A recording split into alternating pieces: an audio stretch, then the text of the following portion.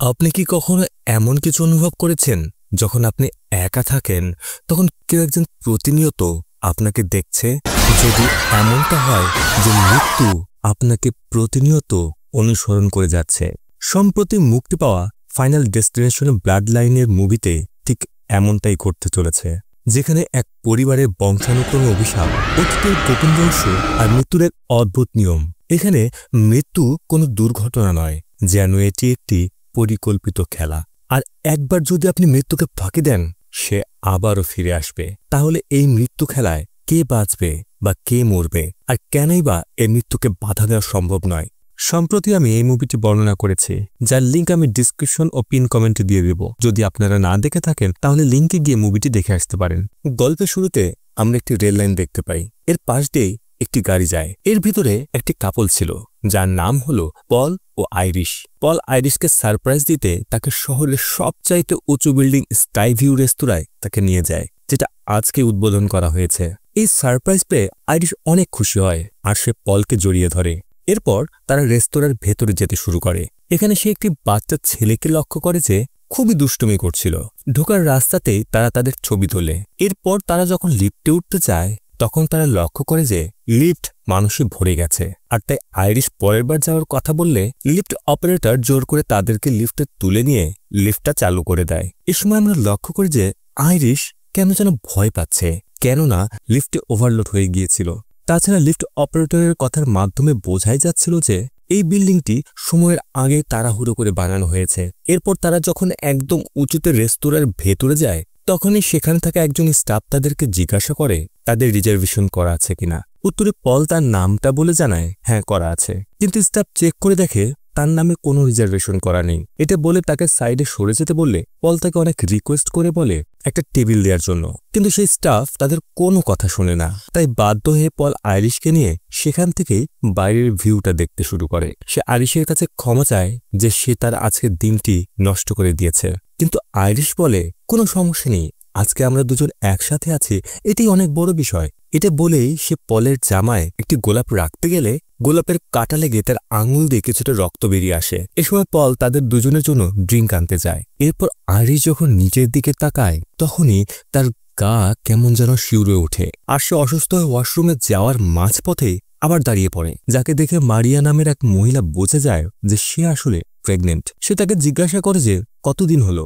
Irish বলে সঠিক জানা নেই, হয়তো 1-2 মাস হবে। এটা শুনে মারিয়া অনেক খুশি হয়ে তাকে যত্ন নিতে বলে সেখান থেকে চলে যায়। এরপর পল এসে তাকে সাথে নিয়ে সে বিল্ডিং এর একদম ওপরে ছাদে নিয়ে যায়। সেখানে গিয়েই তাকে বিয়ের জন্য প্রপোজ করে। আইরিশ অনেক খুশি হয় আর সেও রাজি হয়ে যায়, আর সে যে মা হতে চলেছে এ বিষয়েও তাকে জানায়। এটা শুনে পলও অনেক খুশি হয়। এই সময় আইরিশ সেই দুষ্ট বাচ্চা ছেলেটিকে লক্ষ্য করে যে ছাদের ওপর থেকে একটি কয়েন নিচে ছুড়লে সেটা বাতাসের টানে বিল্ডিং এর এসির পাখার ভিতরে আটকে যায়। এদিকে একই সময়ে পল আইরিশকে বাকিদের সাথে অনুষ্ঠানে যোগ হতে বলে। এতগুলো মানুষ একসাথে নাচার ফলে সেই স্থানের ফ্লোরের কাঁচগুলো চির ধরতে থাকে, এমনকি ভবনের কাঠামোর সেই নাটবল্টুগুলো খুলে পড়ছিল। তখনই ফ্যানে আটকে থাকা সেই কয়েনটি বের হয়ে গ্যাস পাইপে গিয়ে লাগে, যার ফলে গ্যাস পাইপ লিক হয়ে যায়। এতে গ্যাস ধীরে ধীরে এসি ভেন্টের মাধ্যমে সমস্ত জায়গা ছড়িয়ে পড়তে শুরু করে। নাচ করতে করতে আইরিশ হঠাৎ করে অদ্ভুত কিছু একটা অনুভব করতে শুরু করে, আর তার সে কাচের ফ্লোর থেকে পেছনে সরে গেলে হঠাৎ করে অনেকগুলো মানুষ নিচে পড়ে গিয়ে ভয়ঙ্করভাবে মারা যায়। এখানে পল একটি কাচের টুকরো ধরে ঝুলেছিল। আইরিশ তাকে ধরতেই যাবে, ঠিক তখনই সেও নিচে পড়ে যায়। এই ঘটনার ফলে রেস্তোরাঁয় থাকা বাকি মানুষগুলো পাগলের মতো এদিক ওদিক ছুটতে থাকে। ঠিক তখনই একজন মহিলার গায়ে আগুন লেগে যায়। সে দৌড়াতে দৌড়াতে সেখানে পৌঁছে যায় যেখানে গ্যাস লিক করছিল। সাথে সাথে সেখানে মারাত্মক এক বিস্ফোরণ ঘটে। এতে মারিয়া নামের সেই মেয়েটি সহ আশেপাশে অনেকেই আগুনে পুড়ে মারা যায়। কিন্তু আইরিশ কোনোভাবে একটি টেবিলের নিচে লুকিয়ে পড়ে, যার ফলে আপাতত তার কিছু হয় না। ঠিক তখনই লিফটম্যান সেখানে এসে তাদেরকে নিচে নামার কথা বললে সবাই যখন সিঁড়ি দিয়ে নামতে যায় তখনই সিঁড়ি ভেঙে গিয়ে আরও কিছু মানুষ মারা যায়। এমনটা দেখে বাকিগুলো এলিভেটরের দিকে ছুটে গেলে আরিশু সেখানে যেতে নেয়, কিন্তু এক বৃদ্ধ তাকে ধাক্কা মেরে সে এলিভেটরে ওঠে। কিন্তু এলিভেটর অপারেটর সেই বৃদ্ধ লোকটিকে বাধা দিয়ে দেয়, কেননা এলিভেটর ইতিমধ্যেই ফুল হয়ে গেছে। তবু বৃদ্ধটি জোর করে ঢোকার চেষ্টা করতে গেলে হঠাৎ দরজা নিজে থেকে বন্ধ হতে শুরু করে। বৃদ্ধ লোকটি মাঝখানে আটকে যায়, সাথে সাথে এলিভেটর ছিঁড়ে নিচে পড়ে যায়। এতে সকলেই মারা যায়। এই দৃশ্য দেখে আইরিশ প্রচন্ড ভয় পেয়ে যায়। সে নিজের প্রাণ বাঁচানোর জন্য চতুর্দিকে ঘুরে রাস্তা খুঁজতে থাকে। তখনই রেস্তোরাঁ মাঝ দিক থেকে দুটুকরো হয়ে যায়। আইরিশ কোনোভাবে উপরের দিকটাতে চলে আসে, কিন্তু বাকিরা সেখানে পৌঁছতে পারে না। অর্ধেক অংশটুকু এখনো ঝুলছিল, কিন্তু সেই কয়েনটি পিয়ানোর উপরে পড়া মাত্রই পিয়ানোটি ব্যালেন্স হারিয়ে ফেলে। সাথে সাথে পিয়ানোটি ঝুলতে থাকা রেস্তোরাঁর ভাঙা অংশের দিকে গেলেই সাথে সাথে সকলেই নিচে পড়ে যায়। এই ঘটনার পরে সেই স্থানে শুধুমাত্র আইরিশ জীবিত ছিল।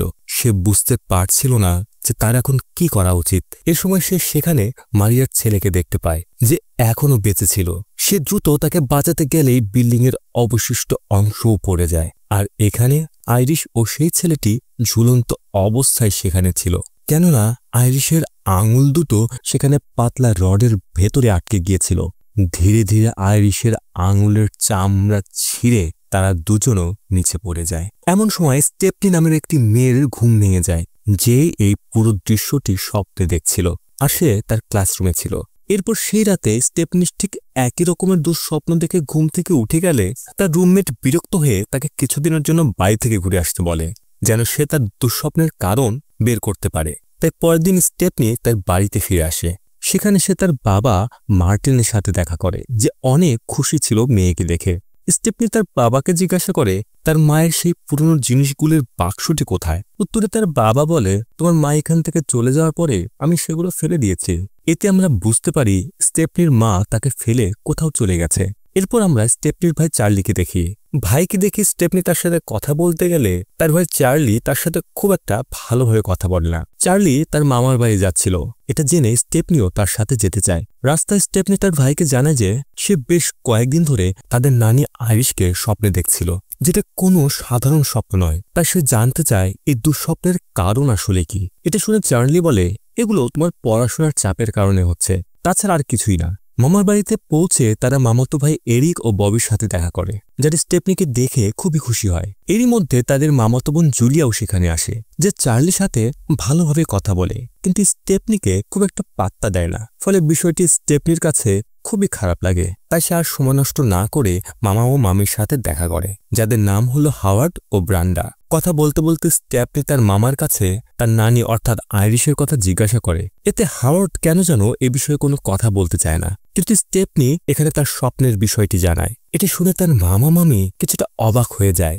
এ সময় সেখানে বাকিরা চলে আসে, যারা তাকে এই বিষয়ে কথা বলতে মানা করলে স্টেপনি তাদের কোনো কথা শোনে না। এর ফলে অবশেষে হাওয়ার্ড জানায় তাদের বাবা পল মারা যাওয়ার পরে তাদের মা আইরিশ পুরো যেন পাগলের মতো হয়ে গিয়েছিল। এতে তাকেও স্টেপনির মা ডার্লিকে সবসময় বাড়ির ভিতরে বন্দি করে রাখত, এমনকি এই দুইজনকে স্কুলে পর্যন্ত যেতে দিত না। তাই বাধ্য হয়ে চাইল্ড সেফটি অফিসাররা এসে তাদের দুজনকে মা আইরিশের কাছ থেকে আলাদা করে রাখে। ঘটনার পরে আইরিশ কোনোভাবেই তার পাগলামো থামাচ্ছিল না। সে কোনোভাবে তাদের নতুন বাড়ির ঠিকানা খুঁজে বের করে সেখানেও চিঠি দিয়ে তাদেরকে ভয় দেখাতো। এটা বলার পরে সে স্টেপনিকে আইরিশের বিষয়গুলো থেকে দূরে থাকার পরামর্শ দিয়ে সেখান থেকে চলে যায়। এরপর স্টেপনি তার মামির কাছে তার নানি আইরিশের বাড়ির ঠিকানা জিজ্ঞাসা করে। প্রথমে সে বলতে রাজি হয় না, কিন্তু স্টেপনি অনেক জোর করাতে সে বলতে বাধ্য হয়। ব্রান্ডা তাকে বলে দেয় যে সেই চিঠিগুলো কোথায় রাখা আছে। ফলে সঙ্গে সঙ্গে স্টেপনি চিঠিগুলো বের করে তার নানির ঠিকানা দেখে সেই বাড়ির উদ্দেশ্যে বেরিয়ে পড়ে, যেটা ঘন জঙ্গলের ভেতরে একটি নির্জন স্থানে ছিল।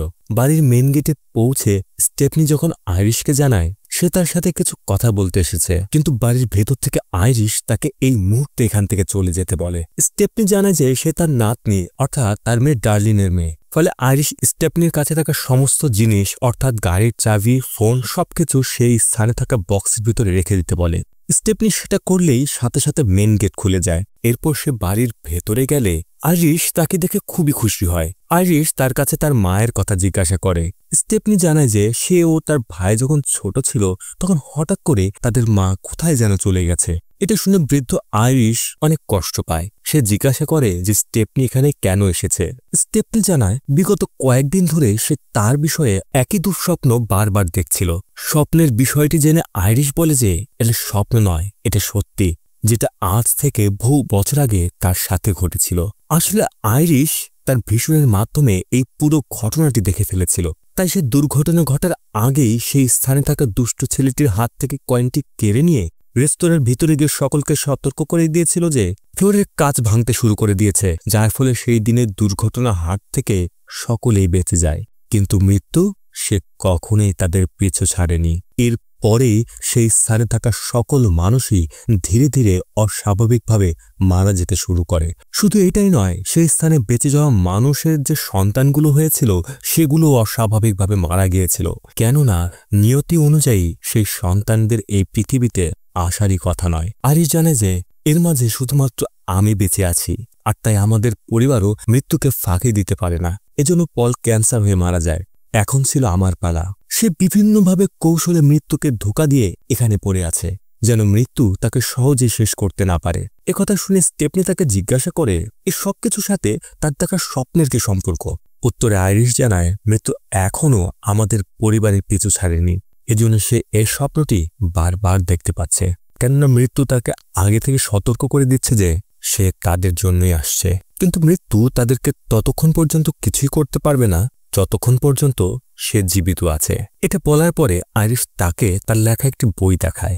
এই বইতে সে এত বছর ধরে সেই সকল সম্ভাবনা লিখে রেখেছে যার মাধ্যমে মৃত্যু তাদেরকে শেষ করতে পারে। এটা দেখার পরে স্টেপনি ভাবে তার মামা ঠিক কথাই বলেছিল, তার নানি সত্যি পাগল হয়ে গিয়েছে, যার জন্য সে তার সাথে আবারও দেখা করতে আসবে বলে সেখান থেকে উঠে চলে যেতে শুরু করে।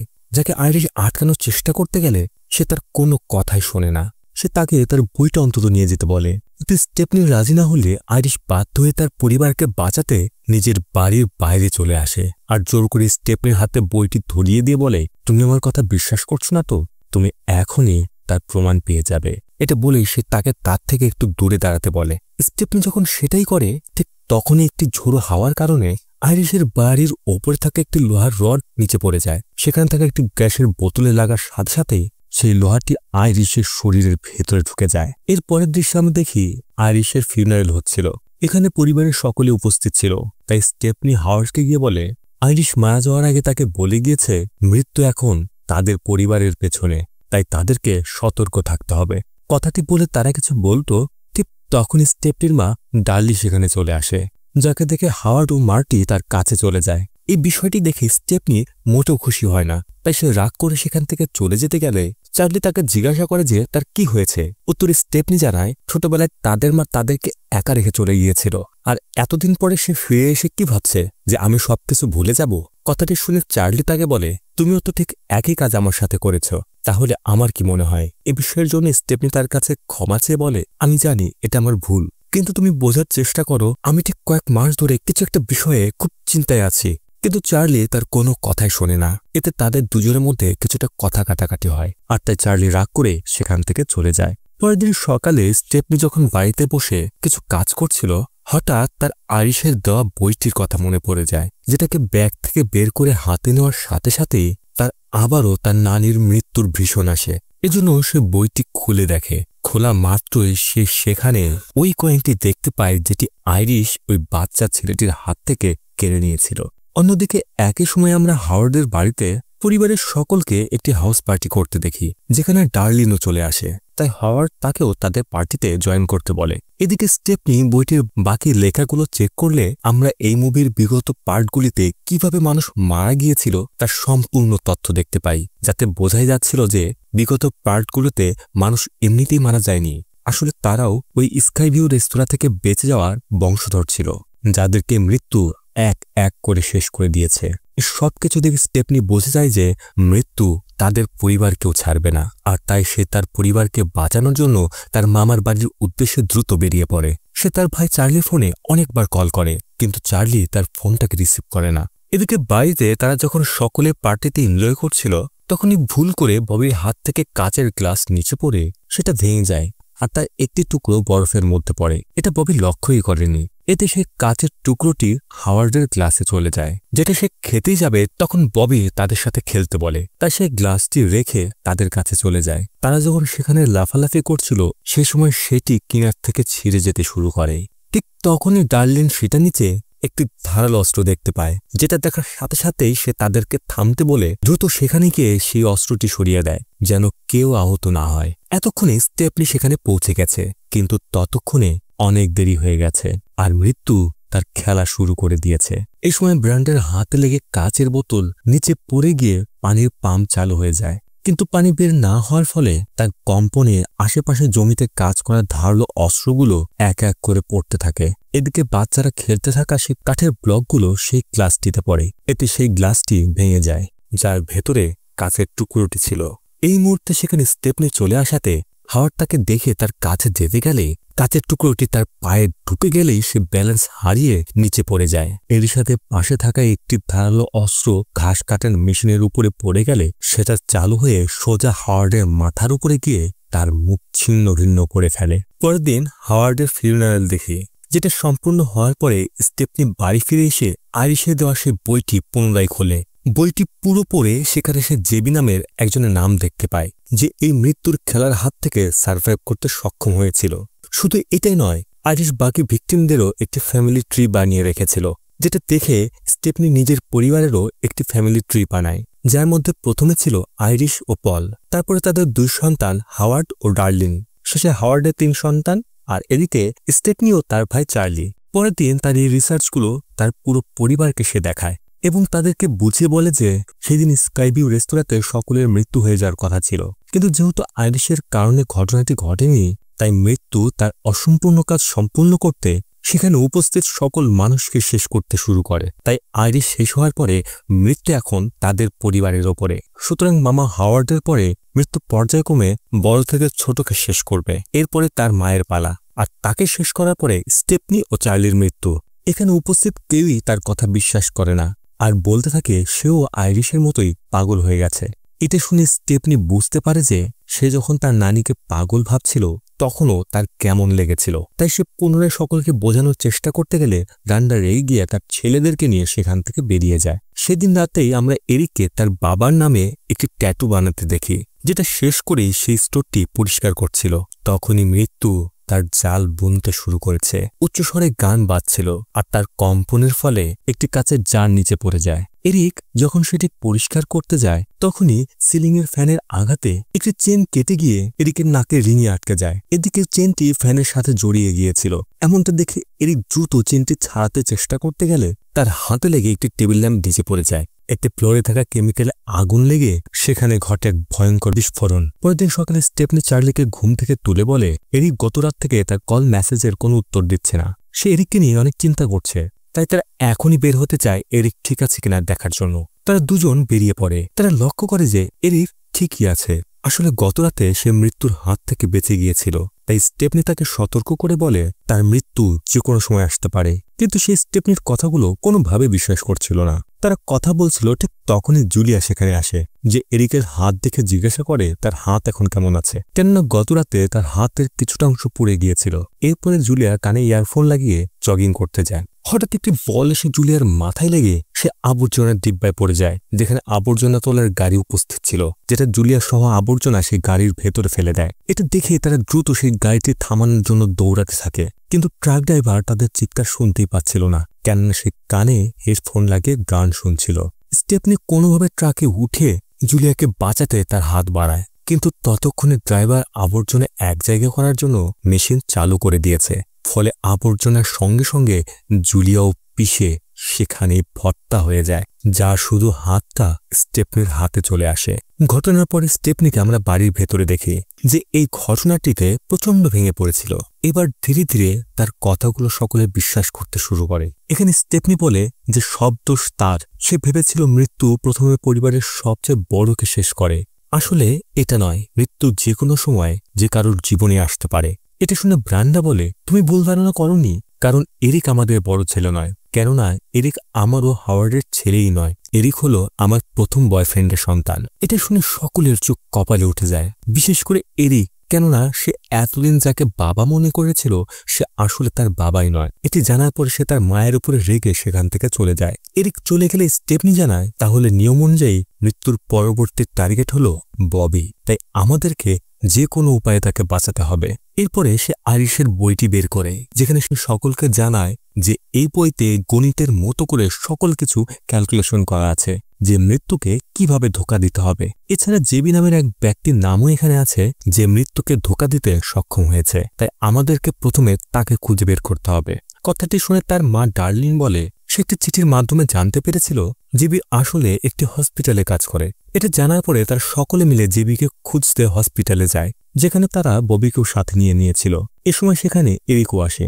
রাস্তার মাঝে স্টেপনি তার মায়ের সাথে কিছু কথা বলে যে ডার্লিন ছোট থেকে তার মাকে মৃত্যুর ভয়ে পাগলামো করতে দেখেছে, যার জন্য সে ওই স্টেপনি ও চার্লির মৃত্যুর ভয়ে আতঙ্কিত হয়ে পড়ে। আর তাই সে নিজের মতো এই সন্তানদের জীবন নষ্ট করতে চাচ্ছিল না, তাই সে তাদের ভালোর জন্য ছেড়ে চলে গিয়েছিল। হসপিটালে পৌঁছে অবশেষে তারা জেবির সাথে দেখা করে, যে আর কেউ নয়, সে ছিল মারিয়া নামের সেই মহিলারই ছেলে। জেবির সাথে কথা বলে তারা জানতে পারে মৃত্যুকে ধোঁকা দেওয়ার দুটো রাস্তা রয়েছে। প্রথম হলো তাদেরকে কাউকে শেষ করে দিতে হবে, এতে সেই ব্যক্তির বাকি জীবন তাদের জীবনের সাথে যুক্ত হয়ে যাবে, অথবা তাকে মরে গিয়ে আবারও বেঁচে উঠতে হবে। তাহলেই একমাত্র এই অভিশাপ থেকে তারা মুক্তি পেতে পারে। আর এই একই কাজ করে একটি মেয়ে মৃত্যুকে ধোঁকা দিতে সক্ষম হয়েছিল, যেখানে সে মারা যাওয়ার পরে হসপিটালের ডক্টর তাকে বাঁচিয়ে নিয়েছিল, আর এইভাবেই সে মৃত্যুর হাত থেকে মুক্তি পেয়েছিল। এটা শোনার পরে ববি জিজ্ঞাসা করে তাহলে তাকেও কি মরে জীবিত হতে হবে? এতে জেবি বলে বিষয়টি যতটা সহজ মনে করছো এতটা সহজ নয়, কেননা মৃত্যুর সাথে খেলা হবে ভয়ঙ্কর। স্টেপনি তার কাছে এ বিষয়ে সাহায্য চায়। সে জানতে চায় যে এছাড়া অন্য কোনো উপায় আছে কিনা। জেবি বলে তার জানা মতে এর বাইরে কোনো উপায় নেই। তাছাড়া আমি নিজেও মৃত্যুকে গ্রহণ করে নিয়েছি। আসলে আমারও ক্যান্সার ধরা পড়েছে, আর আমি খুব তাড়াতাড়ি মরতে চলেছি।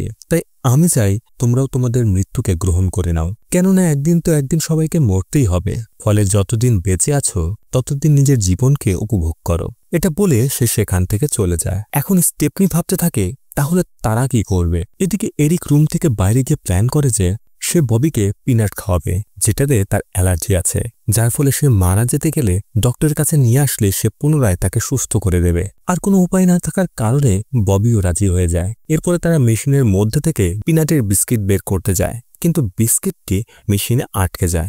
এরিক তাতে কিছুটা ধাক্কা দেয়, এতে মেশিনের কাঁচটি ফেটে গেলেও সেই বিস্কুটটি বের হয় না। এজন্য তারা দুজন মিলে মেশিনটি কাট করে সেই বিস্কিটটি বের করার চেষ্টা করে। এতে একটি স্প্রিং ভেঙে বেরিয়ে আসে। এখন এরিক ববিকে নিয়ে পাশে থাকা একটি এমআরআই রুমে নিয়ে যায়। এরপর হুইল চেয়ারে বসে তাকে সেই বিস্কিটটি খেতে বলে। হঠাৎ এমআরআই মেশিনটি চালু হয়ে যায়, যেটাকে তারা বেশি গুরুত্ব দেয় না। এদিকে অ্যালার্জির কারণে ববের দম বন্ধ হয়ে যেতে শুরু করে। এজন্য সে এরিকের কাছ থেকে তার ওষুধ নিতে চায়, কিন্তু এরিক তার ওষুধ দিচ্ছিল না। এদিকে এমআরআই মেশিন ওভারলোড হয়ে যাওয়ার কারণে আশেপাশের সকল ধাতব বস্তু সে টানতে শুরু করে। এতে এরিকের শরীরে থাকা সকল রিং ছিঁড়ে মেশিনের সাথে লেগে যায়। শুধু এটাই নয়, এরিকের পেছনে থাকা সেই হুইল চেয়ারও এরিককে সাথে করে মেশিনে গিয়ে লেগে যায়। এতে এরিকের ভয়ঙ্করভাবে মৃত্যু হয়। এদিকে বিষয়টি দেখে ববি কিছুই করতে পারে না। সে কোনোভাবে এরিকের কাছে গিয়ে তার ইঞ্জেকশনটি নিয়ে নিজের শরীরে ইনজেক্ট করে। এতক্ষণে এখানে একজন নার্স চলে আসে, যে রুমের দরজা খোলার সঙ্গে সঙ্গে বাইরে থাকা সেই মেশিনের স্প্রিংটি সোজা এসে ববির মাথায় লাগার ফলে সে সেখানেই মারা যায়। ঘটনাটির পরে স্টেপনি আরও ভেঙে পড়ে, যে বুঝে গিয়েছিল মৃত্যুর সাথে খেলা করতে গেলে বিষয়টি আরও জটিল হয়ে যাবে। এ সময় ডার্লিনের মাথায় একটি বুদ্ধি আসে। সে জানায় যদি সে আইরিশের তৈরি করা ওই বাড়ির ভেতরে লুকিয়ে পড়ে তাহলে মৃত্যু তার কোনো ক্ষতি করতে পারবে না। এটা শুনে স্টেপনিও একমত হয়, কেননা আইরিশ ওই বাড়ির বাইরে বের হওয়ার ফলেই মারা গিয়েছিল। তাই তার মাও যদি সেখানে লুকিয়ে পড়ে তাহলে তার কিছু না হলে বাকিরাও বেঁচে যাবে। এজন্য তারা আইরিশের বাড়ির উদ্দেশ্যে বেরিয়ে পড়ে। তখনই আমরা দেখি যে সেই গল্পের প্রথম দিকের ওই কয়েনটি গাড়ি থেকে নিচে পড়ে যাচ্ছে, যেটাকে একটি বৃদ্ধ মহিলা নিজের কাছে রেখে দেয়। ওদিকে তারা কোনোভাবে আইরিশের বাড়ির কাছে পৌঁছে যায়। মেন গেটটি বন্ধ থাকার কারণে তারা গাড়ি দিয়ে গেট ভেঙে ভেতরে ঢুকে যায়। ভেতরে ঢোকার পরে তারা গাড়ি থেকে বের হতে যাবে, তখন স্টেপনি দেখে তার সিট বেল্ট আটকে গেছে। অনেক চেষ্টা করেও সে সেটা খুলতে পারছিল না। তার মা তাকে সাহায্য করতে আসলে স্টেপনি তাকে দ্রুত বাড়ির ভেতরে চলে যেতে বলে, কেননা সে সেফ থাকলে তাদেরও কিছু হবে না। উপায় না পেয়ে ডার্লি দ্রুত বাড়ির ভেতরে যেতেই যাবে, ঠিক তখনই বিদ্যুতের তারের কারণে পুরো বাড়িতে আগুন লেগে যায়, যেখানে একটি গ্যাসের সিলিন্ডারও লিক করছিল। এতে ভয়ঙ্কর বিস্ফোরণ হলে ডার্লিন সেখানেই মারা যায়। এই বিস্ফোরণের কারণে পুরো গাড়ি সহ স্টেপনি পাশে থাকা পুকুরে পড়ে যায়। এতে সে পানিতে ডুবতে থাকে। তখনই চার্লি যে এখনো বেঁচে ছিল সে তার বোনকে বাঁচিয়ে দ্রুত উপরে তুলে নিয়ে আসে আর বোনকে জ্ঞান ফেরানোর জন্য দ্রুত সিপিআর দিয়ে তার জ্ঞান ফিরে নিয়ে আসে। এই ঘটনার পরে স্টেপনি বুঝে গেছে যে তারা মৃত্যুকে জয় করে নিয়েছে, কেননা সে মৃত্যুর মুখ থেকে এইমাত্র ফিরে এসেছে। গল্পের শেষে আমরা দেখি চার্লি ডেটে যাওয়ার জন্য প্রস্তুত হয়েছিল আর স্টেপনি তাকে এগিয়ে দেওয়ার জন্য তার সাথে বাইরে বেরিয়ে আসে। অন্যদিকে একই সময় আমরা সেই বৃদ্ধ মহিলাকে দেখি যার হাত থেকে সেই কয়েনটি পড়ে গিয়ে মুভির শুরুতে দেখা সে একই রেল লাইনে আটকে যায়। এ সময় চার্লি ও স্টেপনির সাথে দেখা করার জন্য একজন ডক্টর তাদের বাড়িতে আসে, যে জানায় টেকনিক্যালি দেখতে গেলে স্টেপনি তখন মরেনি, শুধুমাত্র বেহুশ হয়েছিল। যদি সে সময় তার হৃৎপিণ্ড বন্ধ হয়ে নিঃশ্বাস বন্ধ হয়ে যেত তাহলে সেটিকে মৃত্যুর মুখ থেকে ফিরে আসা বলা হতো। কথাটি শুনে স্টেপনি বুঝে যায় বিপদ এখনো শেষ হয়নি। হঠাৎ সে কেমন যেন অদ্ভুত অনুভব করে আর কিছু বুঝে ওঠার আগেই ট্রেন লাইনচ্যুত হয়ে তাদের দিকে ধেয়ে আসতে থাকে আর প্রাণ বাঁচানোর জন্য তারা দ্রুত দৌড়াতে থাকে। অল্পের জন্য তারা বেঁচে যায়। ট্রেনটি তাদের ঠিক কাছে এসে থামে, কিন্তু ট্রেনের পেছনে থাকা বগিতে বড় বড় কাঠগুলো ধাক্কা লেগে উড়ে এসে তাদেরকে পিষিয়ে ফেলে। গল্পটি কেমন লাগলো তা অবশ্যই কমেন্টে লিখে জানাবেন। এমন আরও গল্প দেখতে চাইলে চ্যানেলটি সাবস্ক্রাইব করে রাখবেন আর হ্যাঁ, একটা লাইক দিতে ভুলবেন না।